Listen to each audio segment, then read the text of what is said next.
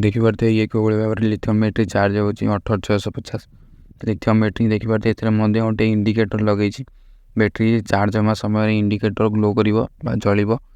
ताकू बनवाई फास्ट दरकार ये कौन डीसी जैक माइक्रो यूएसबी गोटे एलईडी गोटे कि दुईटा एलईडी ने हम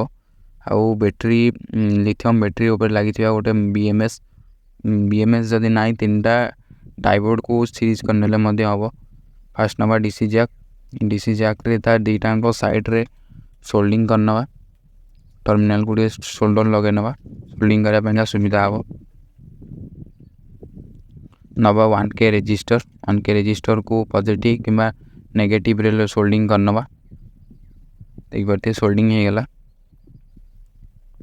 तापर नवा जेकोसी गोटे एलईडी को डीसी जैक रो पॉजिटिव नेगेटिव अनुसार सोल्डिंग करना लेफ्ट साइड रे जे पॉजिटिव राइट साइड रे जे नेगेटिव अच्छी मुझे सोल्डिंग करनौ ठीक फटाफट सोल्डिंग करनेला तापर नवा IN4007 वाला डायोड को नेला सिल्वर पट साइड बैटेरी लगे आउ ब्लैक पट साइड डीसी जैक रो पॉजिटिव टर्मिनाल सोल्डिंग हम को भल भाव सोल्डिंग करनौ अधिका एम्पियर डायोड नेले हम ये IN4007 ना 1 एम्पियर देखिए सोल्डिंग हो गला तापर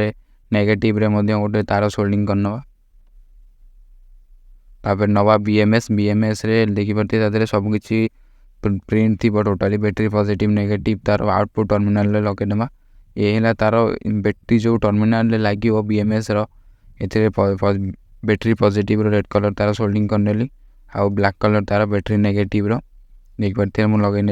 लगे नेला या बैटेरी रे मुझे सोल्डिंग करनी है माइक्रो यूएसबी रे मु स्विच ऑन करनी देखिए एलईडी ग्लो कर बर्तमान बैटेरी ठीक ठाक चार्ज हम देखिए पिंक कलर लाइट जलुची धर बैटेरी बीएमएस ना 3टा IN400 डायोड को सीरीज करने हम मो पाखे मल्टीमीटर ना या वोल्ट चेक कर देखी दे पार देखिए एलईडी ठीक ठाक ग्लो कर 18650 लिथियम बैटेरी जहाँकि 1200 mAh या पॉजिटिव नेगेटिव मु सोल्डिंग करनौ ये बैटेरी 3.7 वोल्ट ठारू नहीं 4.2 वोल्ट पर्यंत ठीक ठाक काम करिवो माने वोल्टेज देले ठीक ठाक चार्ज हम एवं ठीक ठाक बैकअप दब या देखिए मुझे